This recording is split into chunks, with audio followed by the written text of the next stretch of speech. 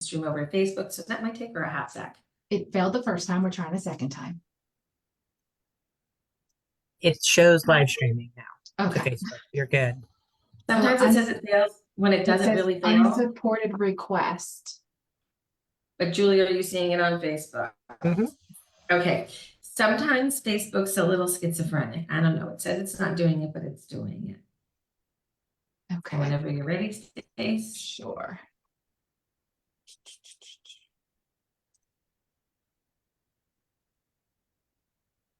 And share.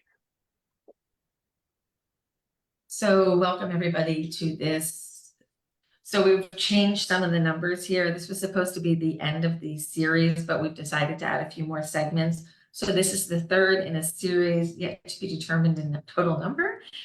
So stay tuned for some additional segments coming up. Today we are going to be discussing return to work from Social Security disability, correct? Because we broke it up into Social Security insurance. It's going to be a separate segment. And then in a final segment, we're going to talk about survivorship benefits. So next slide, Stace. So this is today. Welcome, you know where you are. Just a quick disclaimer. This is a series of educational webinars that we're happy to bring to you in partnership with the Social Security Administration. We want you to know that this is not all inclusive. There's probably more information that you'll need. This is a guidance tool. If you have additional things you need help with, you can either contact the office or you may wish to seek the advice of an attorney. Next slide, please. If you missed part one, if you missed part two, you can get them here. Part one, we covered how to qualify and what you need to qualify to get Social Security disability, as well as how to apply for Social Security insurance and the difference between the two. In the second segment, we dove into what's called the Social Security Blue Book. And the Blue Book is kind of the list of diseases and manifestations of disease that trigger disability as an option. So it's an interesting segment. It was not all inclusive. It wasn't meant to be, but it gets you to start thinking in the right direction. And in the coming months, we will be developing a kind of a checklist tool based on the Blue Book so that you can go back and learn about all that. Next slide. So Charles is an analyst at the Social Security Administration, and he works in the Office of Research, Demonstrations, and Employment Support. So that's an awful lot of stuff, and that's an awful lot of legal language for the government, because they do that. They get very specific in their titles, and we appreciate that. Social Security, I'm sorry, Charles has been working in the Social Security Administration for quite some time, and he works in claims as a claims representative to start with, and now he is in the position he's in, and he's going to talk to us about return to work and hopefully give us a little bit of an understanding that I think some people are reticent to apply for Social Security disability for fear that it is their destination in life, as they know it has completely ended, and this is what the future is going to be, the end. That doesn't have to be what Social Security disability is for. It may be a bridge through a hard time where then you can return to the workforce. But we know that that return back in can be very difficult for some. So programs have been developed to help you bridge from being disabled to being more well again. HCM is a chronic disease. We're not going to get rid of the disease, but we might be able to optimize your health in such a way that return to work is reasonable and hopefully something that you want to maybe do. Okay, next slide. Okay, so I am now going to hand this off, and I'm not going to stay with you for the Q&A. Stacy Titus Brown and Julie Russo from the HCMA's team are going to handle the Q&A today. I think Julie's going to be taking the lead on that, but Stacy's there as support. And I am going to take a very rare day off, kind of. So I wish you a good seminar, webinar, and Charles, thank you very much. I hand over the controls to you. Thank you. So, can everyone hear me okay? Yes, we can hear you just fine, Charles. All right, perfect. Thank you. So, as was mentioned, what we're going to talk about today are work incentives for beneficiaries of Social Security disability insurance benefits. in a future webinar, we can talk about the work incentives for people who apply for or receive supplemental security income. Next slide, please. So one of Social Security's highest priorities is to support the efforts of people with disabilities who want to work by developing policies and services to help them keep or reach their employment goals. Our programs include several employment support provisions, and we commonly refer to those as work incentives. These incentives are designed to help beneficiaries enter, re-enter, or stay in the workforce by protecting their eligibility for cash payments and/or health care. Next slide. So before going into the various work incentives that SSA has to offer, it's important that we identify a term that we commonly use when we're looking to put someone on disability or to determine whether they can stay on the programs. And that's SGA, or substantial gainful activity. So SGA is a term that we use to describe a level of work activity and earnings.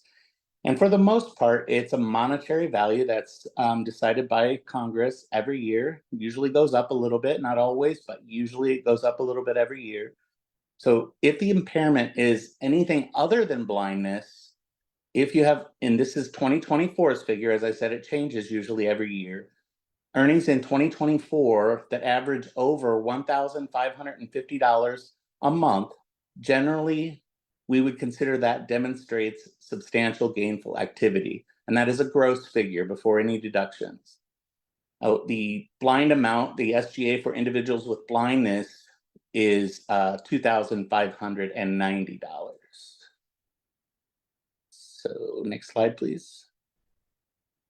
So the first four of these incentives I'm going to introduce to you today are the trial work period, the extended period of eligibility, continuation of your Medicare coverage that you would have obtained by receiving disability benefits, and unsuccessful work attempts. Next slide, please. So what is a trial work period? So a trial work period happens after an individual has been approved for and starts receiving Social Security disability benefits. If the individual returns to work, that in and of itself is not a sign that a disability has necessarily gotten better. So what we want to do is allow the individual some time to see if this was their right time to return to work, to return to the workforce. So the trial work period is a time to test the ability to work. That period is 9 months, and those are not necessarily consecutive months. And just as a side note, kind of what that means is you could work for 3 months and decide, yeah, I tried it a little bit too early.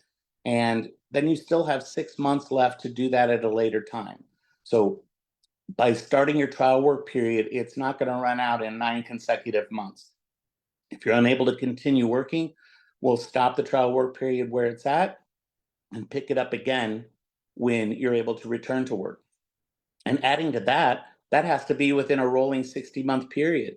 So if you try, that's 60 months is 5 years. So if you try to go to work and are only able to work 4 or 5 months, and then you have to stop working, and then it's more than 5 years before you can try again, then we're gonna not count those first 3 or 4 months that you worked. So you'll essentially earn back your full 9-month trial work period after this rolling 60-month period. But as soon as you've reached 9 months, we'll move on to some of the other things we're going to talk about here shortly. But the best thing about this trial work period is that you continue to receive your full Social Security disability insurance benefits, regardless of the amount of earnings, regardless of what you're making at your job. You're going to receive your full SSDI benefit while you're doing that trial work. So as we talked about SGA, this amount is smaller than that because this is what we use. This is also an amount that is determined by Congress and is sent to us each year. The months, this is our trial work period service amount. So in these are 2024 figures, if someone earns $1,050 in gross earnings in 2024, Or if the individual is self-employed, it's a little bit harder to figure exactly how much someone is earning per hour or per month. So we look at the number of hours that the individual works in self-employment. So $1,050 in gross earnings or more than 80 hours of self-employment would be considered trial work period months. Now, I'd like to point out here that what that means is, yes, over 1,050, we're going to count it as a trial work month. But it also means that if you find a job and you're trying your work and you're only earning $900, say, per month, well, you're going to keep getting your full Social Security benefit and you're not counting any of those 9 months. So if you're able to do that for, say, a year or two, and then you either get promotion or you take a different job because things have gotten even better for you, then your trial work period would start at that point. And this whole period of time, you've been receiving your full SSDI benefit. Now, the trial work period, we're not going to start that obviously before you start getting benefits, but we also won't start it before you actually file for benefits. And that's important because the individual, you may, with Social Security disability, you may have gotten some retroactive period of up to 1 year. And if you worked during that 1 year period, we're not going to count any of those months as trial work months. So whichever is later, we're going to start with the month you start receiving benefits or the month you filed for benefits. Okay, next slide, please. So more about the trial work period. Now, a beneficiary may not be eligible for disability benefits or a trial work period if you work at SGA level within 12 months of onset. So what the onset is, that's when your disability started, when Social Security determined that you met our disability rules. And we say this, and this is exactly what it means, may not. They may also be eligible, but if you return to SGA level work within the first 12 months, then we do have to look at your disability again to make sure that you actually met the disability requirements to begin with. But all we do is we look at your disability again and make a determination. And if so, then all of these work incentives still apply as we're talking about them today. Now, and it's also possible for your benefits to stop due to medical recovery before the end of your trial work period. So now we're not only talking about the first 12 months of onset, but we're talking about the entire period of time that you're receiving disability. Our trial work period is a work incentive for individuals receiving Social Security disability benefits. So that's for people who meet the requirements for Social Security disability. If there is a medical review of your case and medical recovery is determined, then your benefits will stop and the end of and it'll be the automatic end of any kind of trial work period that you have. And the other thing that's important to know is we're going to talk about some other work incentives here a little bit later. And while those work incentives affect our decision when we determine if you're working substantially, they do not affect when we determine the service months in your trial work period. So summarize that, basically all we're saying is that during your trial work period, we're going to look strictly at your gross earnings. There are no kind of deductions or anything that we make from those earnings. If you're working and earning and we see evidence of that work and earning and it is above whatever the threshold is for that year, it's going to count as a month. If it's below that threshold, it's not going to count as one of those months. Okay, next slide, please. Now, what happens next? If somebody's been getting Social Security disability and they've attempted to go to work and say that they're successful in that work and they've worked above the trial work period threshold for their first 9 months, right? Well, as soon as that 9 months is over, the very next month, what starts for the individual is called the extended period of eligibility, or the EPE. Now that EPE, or extended period of eligibility, always begins with that first month after the end of the trial work period. So regardless of how long you've already been on benefits, we're not going to start this EPE until you've finished your trial work period. Now, the first 36 months of the extended period of eligibility is what we call the re-entitlement period. Now, during that re-entitlement period, if we determine that your monthly earnings are below SGA, remember that substantial gainful activity, then benefits are payable. But if your work or monthly earnings are above that SGA level, then benefits are suspended. Now, it's important that we're saying suspended. They're not terminated. They're not, you don't have, we're not going to stop your entitlement or your eligibility for benefits, just your entitlement. They'll be suspended while you're working above SGA. It's also important to note here that we're talking about countable earnings, and that'll become more apparent what we're talking about a little bit later. But there are some deductions that we can make from the substantial gainful activity from your earnings before we make that substantial gainful activity determination. So we know when the EPE starts. Remember, it's always the first month after the end of the trial work period. So when does it end? That EPE, or extended period eligibility, is going to end the month before the first month of SGA earnings after the re-entitlement period. Now, that's a lot of words, right? But what we're essentially saying is that if you go through, whether you have times in and out of benefits or not, that first 36 months, we're just going to look, are you earning SGA or not? We're going to pay you accordingly. But as soon as that re-entitlement period ends, if you work at 1 month of substantial gainful activity, if your countable earnings are above whatever the threshold is for that year, then that will be your, that's when your benefits would terminate because you're outside of the re-entitlement period. Now, if you have not worked, if you didn't work any work at all during the EPE or any SGA work, I should qualify, then if the 36 months have already expired, your benefits are going to continue, right? But now you're outside the 36 months and this is your first attempt to go to work. Then your benefits are not going to end for essentially 3 months because the month we decide that your benefit should stop, you're allowed a 2-month grace period. So the cessation month and 2 following months, you would still be entitled to your Social Security disability payment.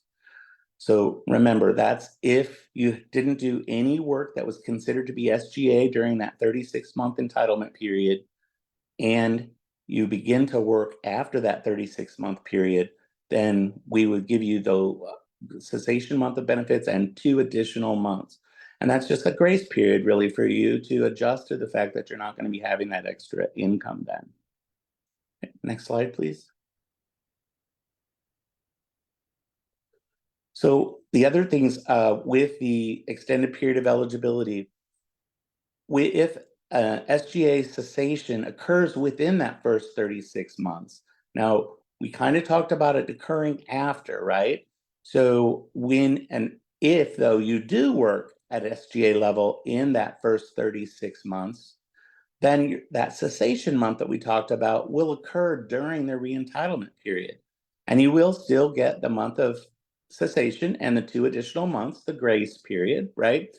But you're still in the re-entitlement period. So if you should stop working or your earnings fall below the threshold for SGA, then we can re-entitle you to benefits, even though you've had a cessation.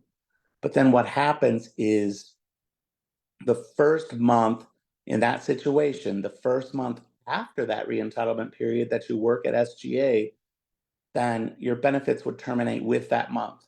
See, because you've already used your grace period during the re-entitlement period. Next slide, please.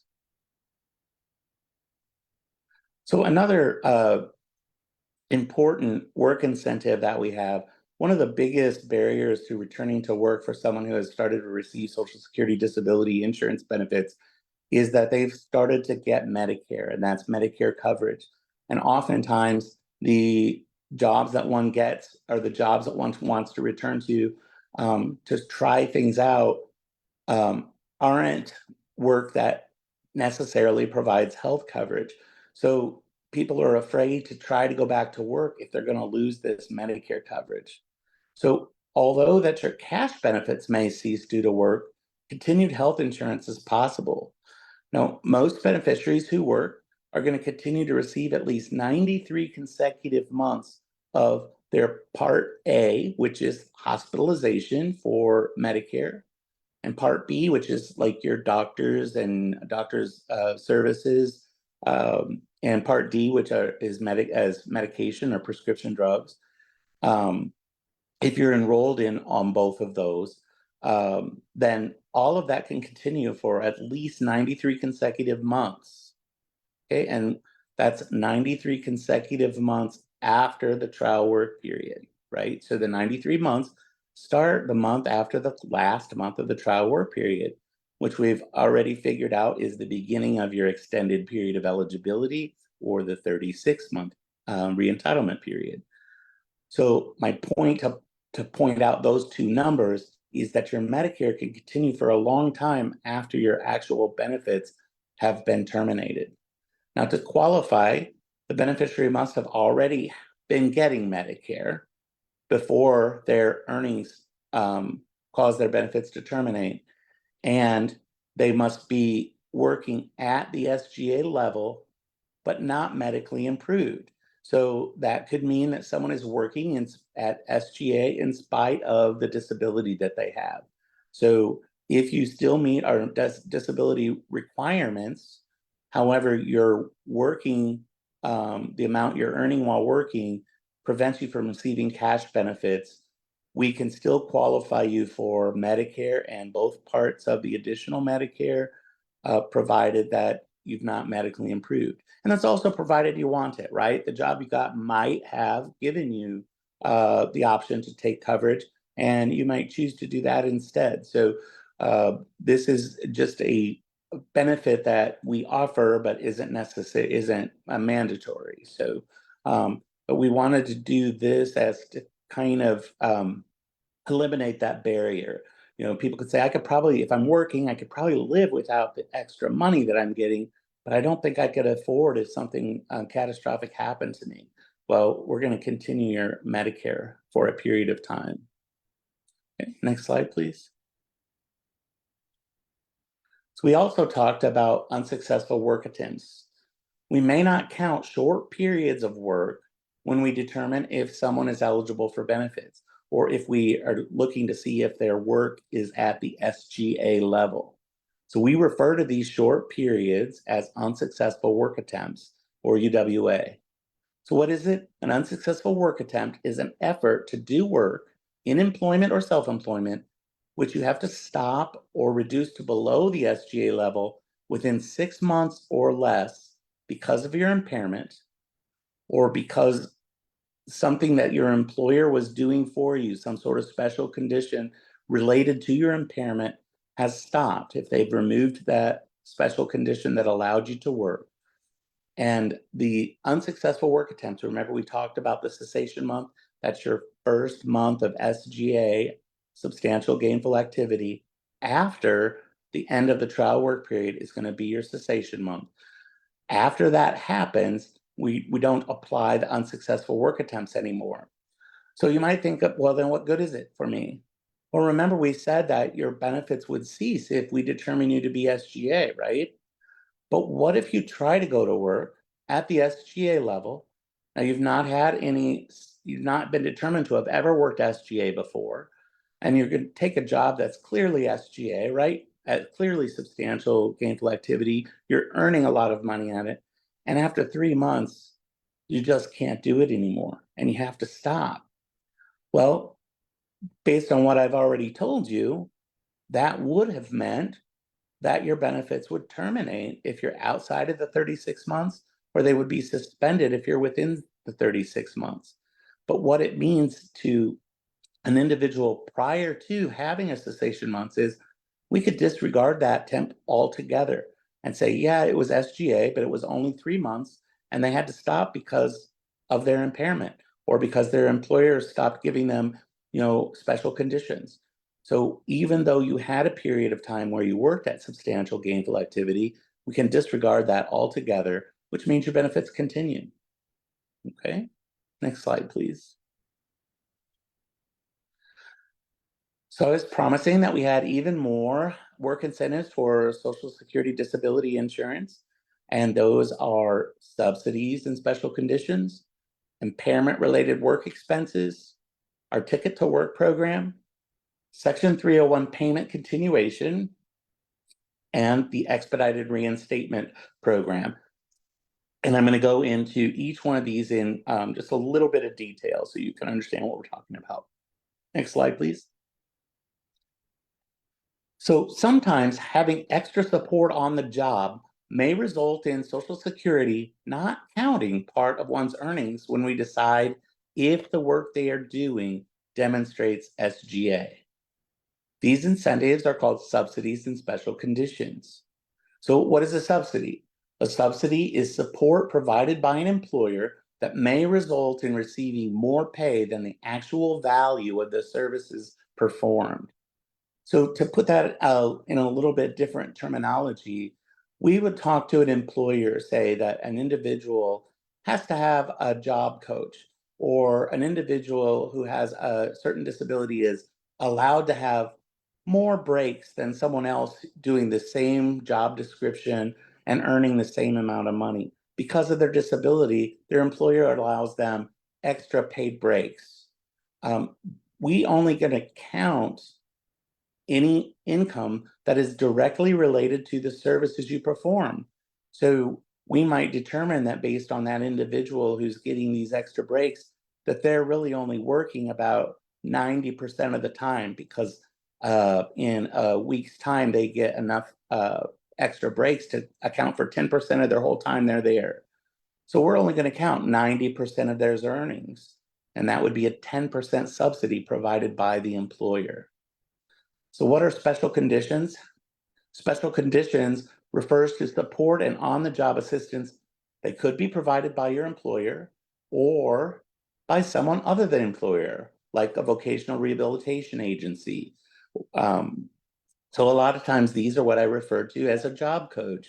If you want to start doing something and the VR agency is helping you get that job, and in order for you to do that job, they give you somebody to go with you daily or weekly to kind of guide you through doing this new job. We would figure that because you have that extra help, all of your earnings are not necessarily related to the time that you're spending there. So it's great that you're getting that money, but we don't want to count those earnings when we look to see if you're working at SGA, because when we make a substantial gainful activity determination, we're only looking at earnings that are directly related to your work activity. Okay, next slide, please. Now, speaking to that, we may also be able to deduct certain expenses from your gross wages before we decide if you're eligible for benefits or if you meet the substantial gainful activity threshold. So these are called impairment-related work expenses, or IRWEs. So the cost of these impairment-related items or services that are needed for you to work can be deducted directly from your gross earnings before we decide if your work is at the substantial level. Now, what would qualify as an impairment-related work expense? Well, it's going to be an item or service that the beneficiary that you are paying for yourself. So there's no reimbursement from a third party, including any kind of insurance program, Medicare, Medicaid, or a VR agency, or really anyone. If you're paying for the item out of pocket and it meets these other qualifications, then it could be an impairment-related work expense. Now, this says must pay cash. Obviously, all we mean is it's no in-kind payments. I mean, you could pay for it with a check or a credit card or whatever, but or debit card. But when we say in cash, we mean that it wouldn't be a situation where you're trading some sort of service in order to get that item. It has to be some sort of monetary value that is exchanging hands. And again, the item has to be related to your impairment and be necessary for you to do your job. So some examples of those include medications related to your disabling impairment, assistive devices, certain transportation costs, or even specialized work-related equipment. So I just put a little example on here so you can kind of understand what we're talking about. The beneficiary, say they're earning $1,600 per month in gross wages. That is going to be above our substantial gainful activity level in 2024. Now, the monthly copay for those medications is $75. So before we even look at whether this individual is working and earning a substantial gainful amount, we deduct that $75 from the gross pay. So that's going to be $1,525. Of the $1,600, we're only counting $1,525, which brings him below SGA. So when I talked about countable income earlier, that's what I mean. His income is $1,600. We're only counting $1,525 of that, and that's less than SGA. So his benefits would continue in this example. Okay, next slide, please. So a little bit about our Ticket to Work program. Ticket to Work program, it started in the 90s, so it's been around a little while at this point, but at the time and now, it's an innovative program for individuals who have a disability who want to work and participate in planning for their employment. So this increases your available choices when obtaining employment services or help getting back into the workforce. So through your vocational rehabilitation services or other support services that you may need to get or keep a job. So these would be provided for you at no cost. It's free and it's also voluntary. Everyone who has Social Security disability insurance benefits are eligible for a Ticket to Work, but you don't have to use it. You know, there's no requirement that you try to work. But this is there's a lot of programs that we have through this Ticket to Work that are free to you and they're voluntary. And as this last bullet says, there's no penalty if you don't use it. Next slide, please. We talked about Section 301 payment condition continuation. The Section 301 just refers to the law where this policy that we have in place comes from. But if upon a medical review, we find that you're no longer disabled, that means that you no longer meet the medical requirements for disability, we may still continue your payments if you are participating in a verified program of vocational rehabilitation or similar services. And some of those include an IEP program for our young transitional age youth individuals, age 18 through 21, or the Ticket to Work program that I just talked about. Again, if you've assigned your ticket and are working with an employment network through Social Security's Ticket to Work program, that counts as one of these programs that would continue your payments. And another would be a state or private program who uses the IPE and plan to achieve self-support. That's for individuals, and we could talk more in depth about that in a future seminar, but that pass or plan to achieve self-support is a work incentive for the individuals receiving supplemental security income. But any of the four of these things or some variation thereof would count as your involvement in a program. So your benefits would continue until either that program ends or you return to work at SGA levels.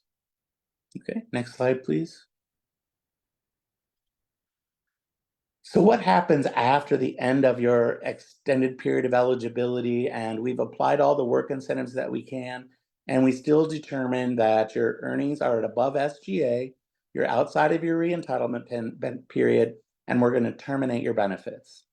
Okay, there's still one more safety net for you, and that's called the expedited reinstatement, or EXR. What is an EXR? EXR is the safety net, as I said, for people who successfully return to work. They lose their entitlement to SSDI or SSI benefits because of their work and earnings. This allows individuals to request their benefits be reinstated without filing a new application. Now, if that request is made within 5 years from the date that their benefits ended, then we will consider their re-entitlement to benefits or reinstatement to benefits just based on whether or not their medical condition that they had for their original disability determination still exists. So you're going to come in, you're going to tell us, it's been 3 years since my benefits terminated. I had a great job. And now that job could end for any reason. It could end because you're no longer able to do it, but it could also end because your company closed, right? Or because there was a layoff or something beyond your control. None of that matters. What matters is, do you still have the condition for which you initially received benefits? And if the answer is that is yes, then you just come in and ask for us to expedite your reinstatement to benefits. Of course, after the 60 months, you would still have the option to file a new initial claim to get benefits. But this 60-month period following your termination of benefits is, as we said, just another safety net for you. Next slide, please. So in summary, you can go ahead to the next slide. Thank you. The trial work period, we're just going to summarize everything we've talked about. The trial work period lasts for 9 months. The 9 months do not have to be in a row, and they have to be applied to your record within a 60-month or 5-year rolling period. So other work incentives and employment supports, we talked about the unsuccessful work attempts, subsidies and special conditions, impairment-related work expenses, our ticket to work programs, and the Section 301 payment continuation. Next slide, please. We also talked about that extended period of eligibility that immediately follows the trial work period. It's a 36-month re-entitlement period. And during that period, if your earnings are less than SGA, you're going to get your cash payments. If they're over SGA, there's not going to be any cash payment available. But during that period of time, we are going to apply any available additional work incentives to determine what your actual earnings, what your countable earnings are for our programs. Benefits are going to terminate if they're over SGA after that EPE re-entitlement period, after the extended period of eligibility re-entitlement period. Okay, next slide, please. We also talked a little bit about expedited reinstatement. That's if your benefits have been terminated, you've stopped working at an SGA level, and the disability that you have is the same as or related to your current disability. And if you make that request within 5 years or 60 months of when those benefits were terminated due to your work activity. Medicare continuation, if your disability payments ended due to work activity, we can continue your coverage if your disability, if you still meet the disability rules, right? And we can continue that for at least 93 months after the trial work period ends. Okay, next slide.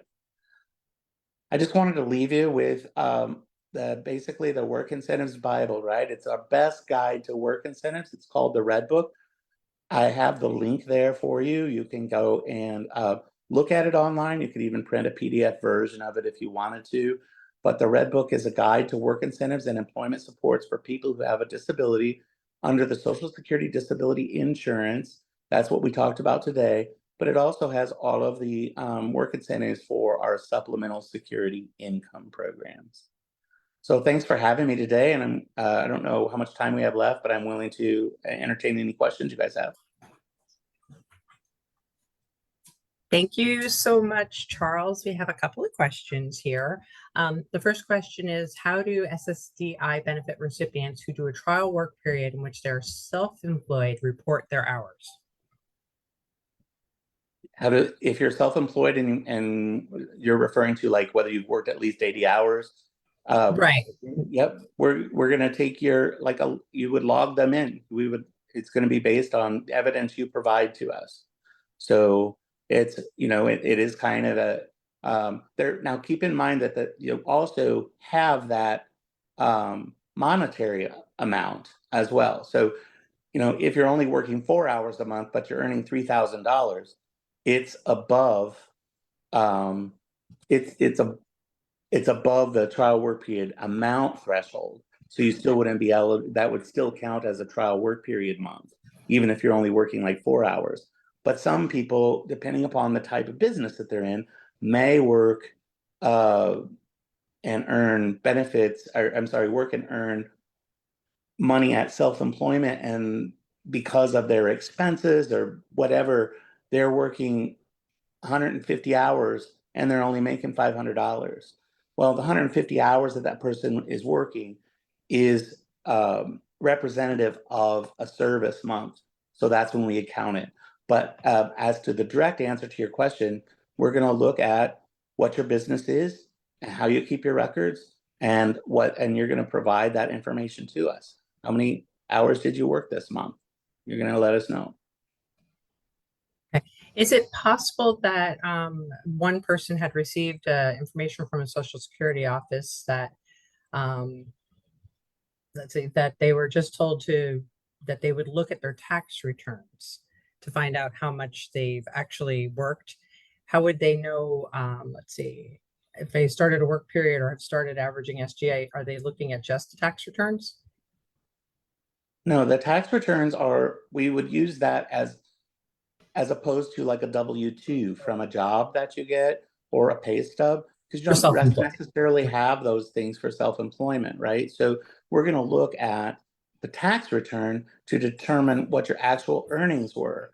But remember, I just said that the earnings are just one measure. So it doesn't matter if your tax return comes back and you've earned $50,000, we're going to divide that by the year or the number of months that you were actually in work. So if you didn't open your business until June, then we would divide it from June until December.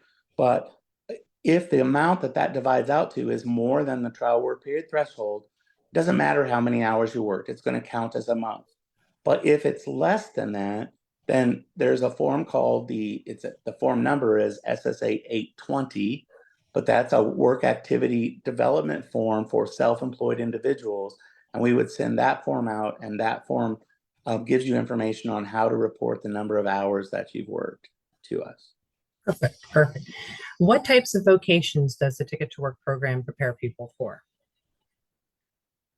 Well, through the Ticket to Work program, I would just say they're numerous. I can't tell you every one. There's a whole lot of different ones. What's great about the Ticket to Work program is we have a series of what's called employment networks that work with the Social Security Administration. They're third-party partners of ours, so they're not Social Security employees. They're other businesses that offer employment supports. And the voluntary program and self-help program, we don't assign you to an employment network. You get to pick what employment network you want to work with. And so you might pick an employment network that helps someone get into a construction business or some sort of trade like plumbing or other trade businesses. Or you might find an employment network that is really only going to prepare you for entry into a job. Like they may help you with computer classes, or they may help you write a resume. They may give interviewing skills. Some of our employment networks are even employers that they would start out your Ticket to Work program by working with you and then even hiring you then after that. So the thing is that they're just numerous. I couldn't tell you what is or isn't covered, but you get to pick who you want to work with. And so if there's somebody who isn't offering what you want, keep looking, because we have employment networks all over this country. And some of them are even national employment networks. So if they're in Tennessee and you live in Maryland, you might still be able to get some help from them. So check that out. Perfect. We have one last question, really more for the HCMA staff, but if anybody has any questions, please put them in the Q&A right away, because we're about to wrap this up. The last question is, can we receive a copy of the presentation slides by email? So we're definitely going to upload this recording to our YouTube site. And there will be a follow-up email that goes to everybody that registered for this with the link to that, so that they can actually review this again, and the slides would be available that way. I think we wrapped everything I up. think another question just came in, Jules. Oh, thank you. It says, could you please talk about income received from sales of personal belongings? That's a good question. It is. And that's a real easy question too. Income from sales of personal belongings. I would have to qualify, unless that's your business, to sell your personal belongings, like you own an antique shop or something like that. But if you had a garage sale, for instance, or you sell your neighbor something that you have, that is unearned income. And nothing we talked about today is affected by unearned income. So we wouldn't look at that unearned income when we look at whether or not you're working and earning substantial gainful activity. So just remember the caveat that if you are self-employed selling yours or other people's personal property, then that's going to count as part of your business income, right? But just you set up a garage sale, or like I said, you sell something to your neighbor, or your sister, or your brother, those kinds of earnings are not earned income. So we're not looking at those when we look at whether or not you're working and earning above a substantial limit. So if I sell my car to somebody, that doesn't count as Yep. earned income. No, yeah, it's not income really for us, because at some point you Pay for it. assumedly put out for that. You put something out for that, even if it was a gift or whatever. But the point is that you didn't work. And remember, even when we were talking about the different incentives that we have, we only count work when looking at substantial gainful activity that is directly related to your work activity. So any income from those kinds of sales for normal situations, which I assume this question was about, wouldn't count. Perfect. Okay. Last call for any questions, Charles. This was really informative. It was very technical, and we appreciate your time. And Joey also for joining in and being able to making yourself available to jump in with any questions that people had to that you were able to address. So thank you both. Thank And you. also, I was going to tell you that you guys have my contact information, so feel free if you have more calls that or more questions that are emailed to you to send them to me, and I'll be happy to answer them, and you can filter them back out. Thank you very much. We appreciate it. So Mhm. Stacy, what do you think? I think that's a fantastic start to this series, and it looks like we're gonna add on a few more components, so stay tuned for upcoming dates on those aspects. And we thank you again for, this 3-part series so far, and look forward to continuing more. Very good. Thank you very much, you guys. Thank you. Thank you, guys. Have a great day.